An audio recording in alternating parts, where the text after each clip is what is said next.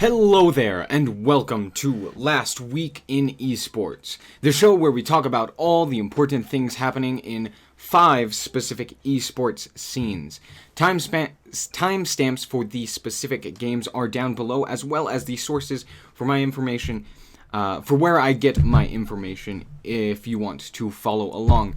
As you probably noticed, I am only doing 5 this week instead of 7 like I did last week. But that is simply because I, as a single person, do not have enough time to cover all 7 games and to truly study up on all 7 of them. So instead, I will cut it down to 5 games: League of Legends, CSGO, StarCraft 2, Super Smash Bros. Melee, and Ultimate, just because those are the games that I am currently most familiar with, and I have enough time to cover. That being said, I would like to cover more games, but I just can't because I am by myself. If I do happen to get more people to help me with this, I might be able to continue covering more games, but as of right now, it's not looking like that.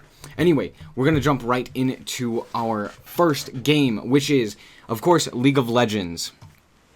So, we're going to start off with the LCS, which two interesting things happened. Once again, TSM had a 2-0 week, continuing their win streak. They are now on a 4-game win streak, which means that they might be smurfing now, as Acadian's Twitch comment post thing suggested. That being said, Echo Fox also had their very first 0-2 week, making Rush's legendary never going 0-2 in a week streak finally end. That was a mouthful. But Rush had a long time streak where he had never gone, or not never, but hadn't gone 0-2 in professional play for quite some time, and that has finally ended at the hands of Optic Gaming. Optic Gaming took their the last game of the week on Sunday from Echo Fox, and then Echo Fox also lost to I want to say it was Clutch as well, but let me check just to make sure. Yeah. Oh, it was Golden Guardians and Team Liquid. Sorry, I was completely off. It was Golden Guardians who took the game from Echo Fox, and Team Liquid, who was expected to win against Echo Fox there. So that was pretty cool. There are still a lot of teams in the LCS in the same place in the standings. There are currently 4 teams at number 5 with a 4-6 record. That is Counter Logic Gaming, Echo Fox, Golden Guardians, and Optic Gaming. And then we have 2 teams at 9th place with Clutch Gaming and 100 Thieves sitting at the bottom of the standings. That being said, I feel like no team in the LCS is currently out of the race for playoffs, and none of them really look that bad. Like 100 Thieves could come back. They have had some wins. They do have an outstanding roster. Clutch Gaming is very similar. I mean, Demonte is very impressive in my eyes, as well as they have Huni and Piglet down in the bot lane there. So I would say that everyone there is still in contention in the LCS. Let's move on to the LCK, where currently, right now, there is only one team who hasn't been defeated, and that is Griffin, obviously. Still undefeated team, 10-0 this week. But there's also one team who hasn't had a win, and that is Jin Air Green Wings. Somehow, they're still here. They're still kicking, and man, they're not doing good. That being said, I think everyone else, Afrika Freaks, look like they have kind of turned it up. They played a game against Sandbox that was incredible, or a series, I should say, and they actually beat them. I think they went 2-0 this week, but I could be wrong. KT Rolster look like they're out of contention for playoffs, but everyone else also looks like they might have a shot. That being said, Genji and Afrika Freaks, just because of how poor they started, they look like they might be out of playoff runnings as well. Now on to the LEC. For the playoff spots, now we got to talk about it since the first round robin is over for all the regions. That's why I'm talking about the playoffs. Fnatic turned it up last week and went 2-0. So now they're sitting at a 5-7 record. They're looking pretty good.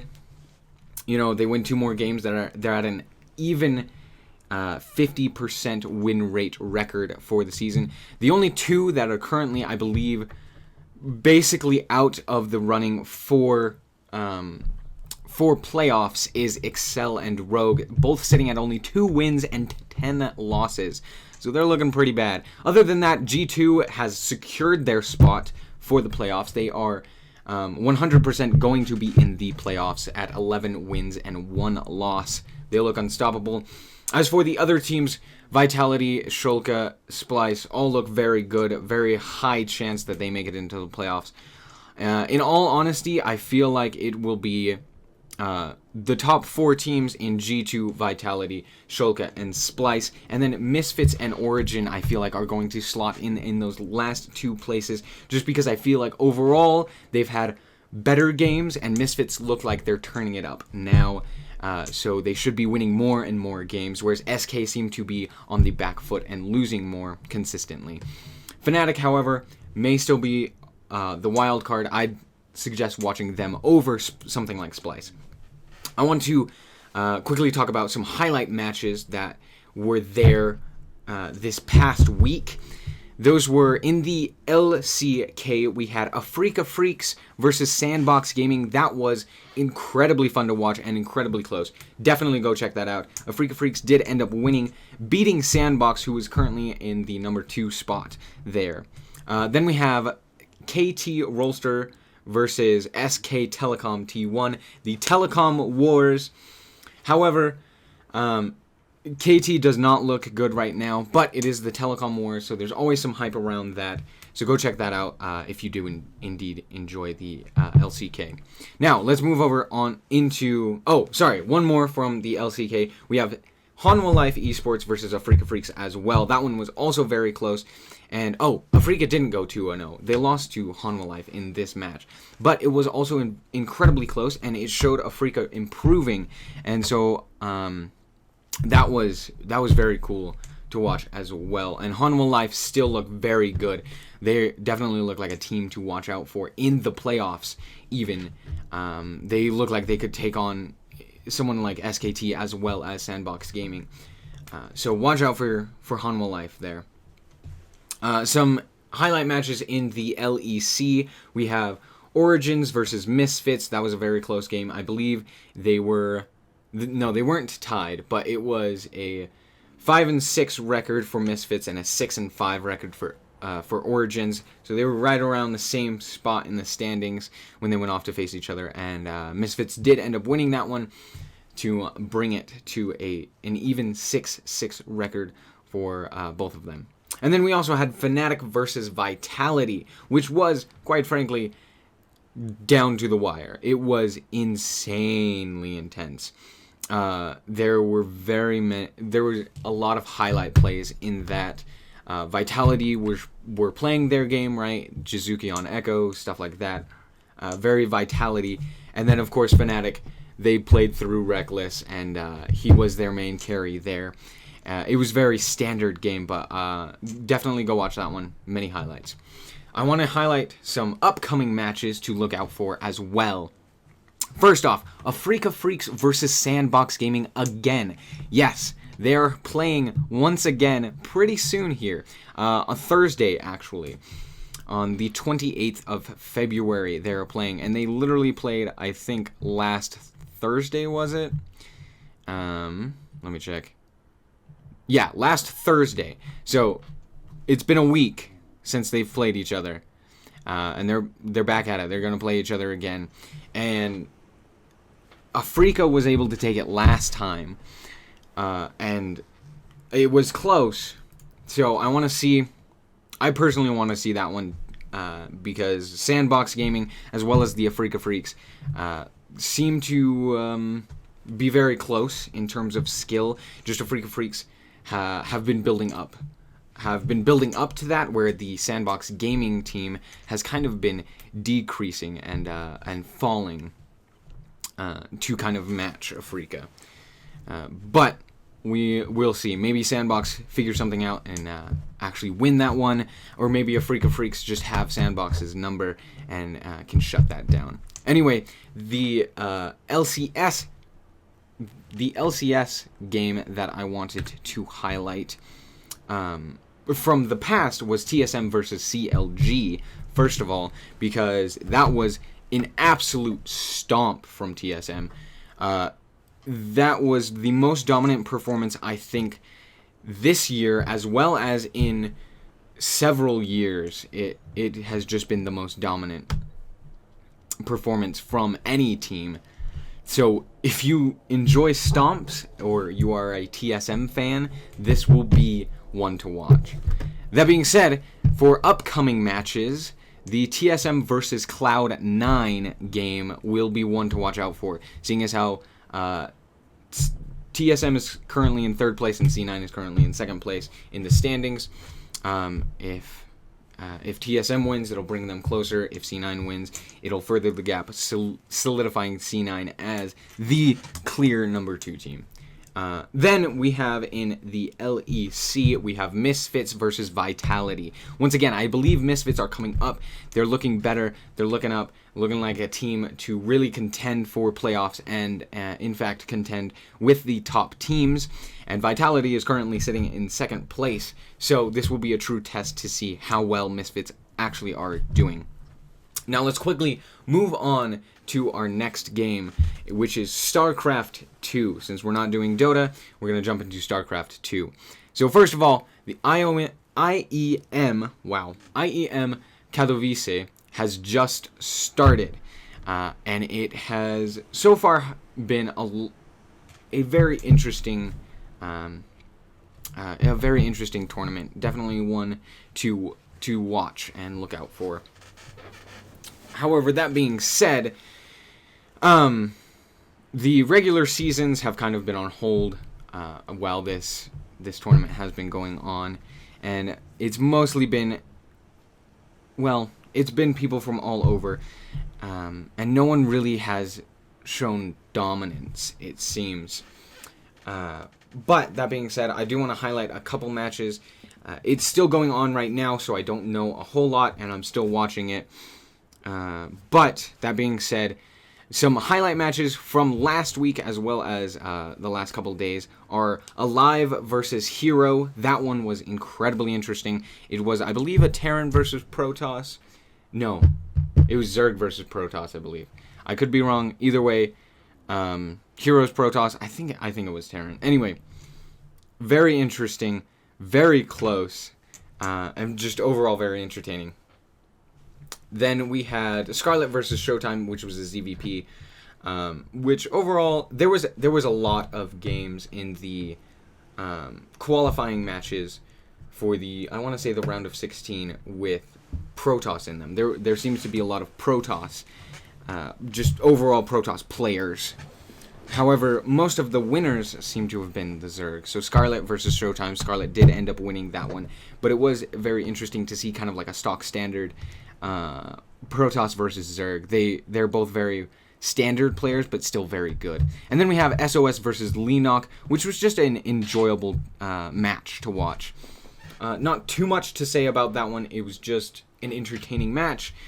SOS and Lenok both played really well. Lenok showing his prowess with the Zerg and his decision making in that one, and SOS kind of making some micro as well as some decision kind of fails, I want to say.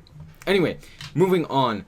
Let's move straight on to CSGO, seeing as how we covered everything that I can for right now in StarCraft 2. But in CSGO, we have the IEM Katowice Major as well going on. And we currently have the top 8 decided.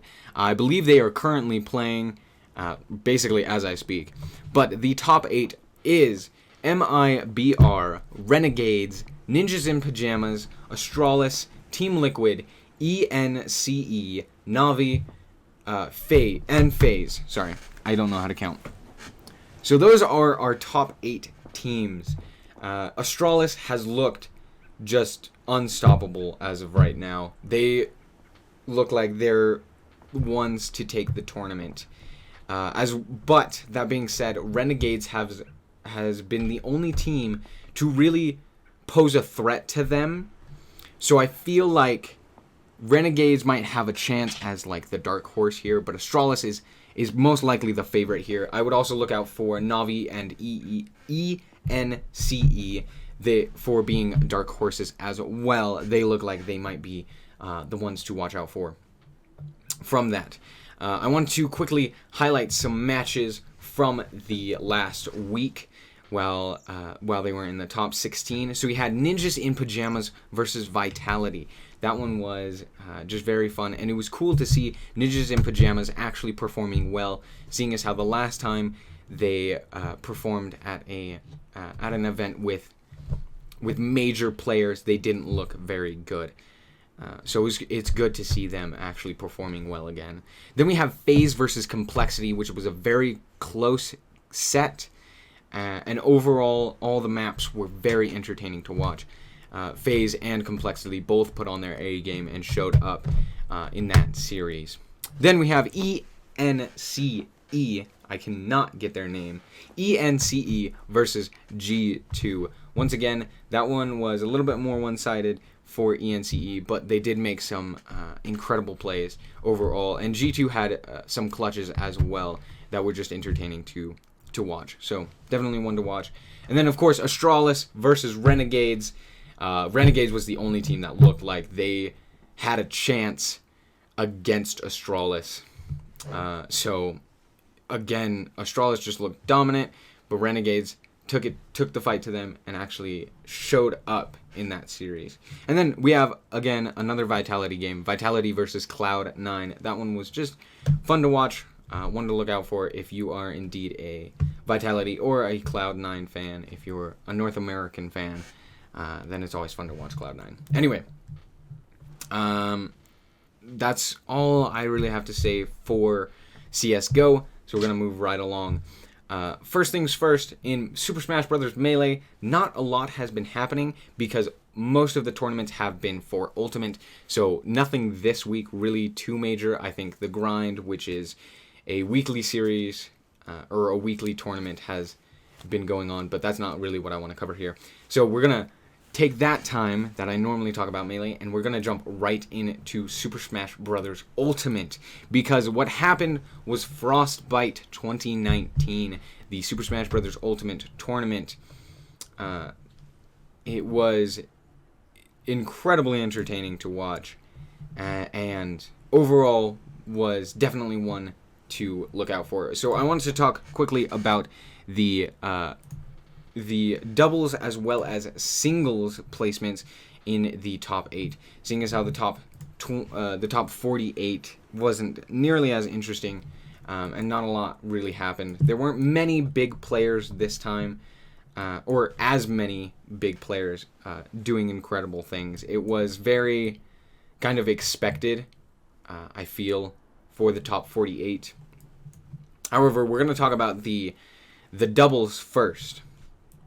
So, first off, we have, in doubles top 8, we had Mars and Tweak versus MVD and ESAM. MVD and ESAM are an incredible team, and that was in winners finals. So, winners finals, they went on MVD and ESAM. They 3-0'd Mars versus Tweak to go to grand finals, winners side, and then we had in losers, the team to really watch is T and Lee, which I believe is how you say their names. I think it's T and Leah, but I could be wrong.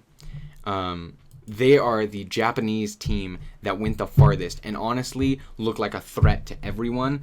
And T was playing Pac-Man, and Lee was playing Greninja. So it was a very interesting team, not an expected team, and that's what made them so interesting to watch. They started out in losers bracket against Meme and Joker for the top 8, and they they beat Meme and Joker, they beat MK Leo and Nairo, and they beat Nakat and Void to make it to losers finals to face off against Mars and Tweak, who had just lost to MVD and ESAM. But they couldn't quite close it out. It was a 3-1 to Mars and Tweak, so props to them. But in grand finals, MVD and ESAM lose the first set 3-2. So it was a 5-game set. Mars and Tweak take the first set in the grand finals. But in the grand finals reset, Mars and Tweak take it 3-0 in a very dominant fashion. So props to Mars and Tweak. They really do look unstoppable. That being said, Tweak had an incredible week. His 1 versus 1 performance in top 8 of Frostbite was also incredible. He actually did end up winning the tournament over some other favorites from the scene. He just was dominant. No one seemed to touch him. But that being said, he faced off against Cosmos in winner semifinals for top 8 there, and won 3-2 to face off against MVG, or Echo Fox MVG, MK Leo in winners finals, which he also took 3-2 there to make it into winners side grand finals. And then we had Shuton, which was the Japanese Olimar player, beat out Nairo and Cosmos in losers to make it to losers semifinals. Yeah, semifinals. Where he played off against Myron, another Olimar player from Japan, who lost to MK Leo to make it to losers quarterfinals, where he played Light, beat him 3-2, and then was there in losers semifinals, beating Shuton in a 3-2 set, where Shuton actually played Link, I believe, in that set. Let me check real quick. No, he played Richter Belmont. There we go. I couldn't think of the name. So Richter Belmont versus Olimar. I remember watching that, and that one was actually really entertaining, even though normally Richter Belmont isn't a very entertaining person to watch because he's just like a projectile spammer. It was actually very entertaining to watch both of them play, both of them being from Japan. But Myron, the Olimar from Japan, made it all the way to losers finals to face off against MK Leo, who he lost 3-0 against. MK Leo's Lucino was pretty good there against his Olimar. So MK Leo makes it to grand finals, but then Tweak takes it 3-0. Winner's side of grand finals takes the tournament over MK Leo. So overall, props to Tweak, TSM Tweak. TSM got a nice pickup there with that. Tweak does look very good as well. Other than that, there were no real outstanding performances, I would say. Tweak versus MK Leo, their sets were entertaining. And then Shuton and Myron, just anything from them was also very interesting to watch. So that will be it for this last week in esports. If you didn't, thank you guys so much for watching. But I will catch you in the next week. See you next time. Bye-bye.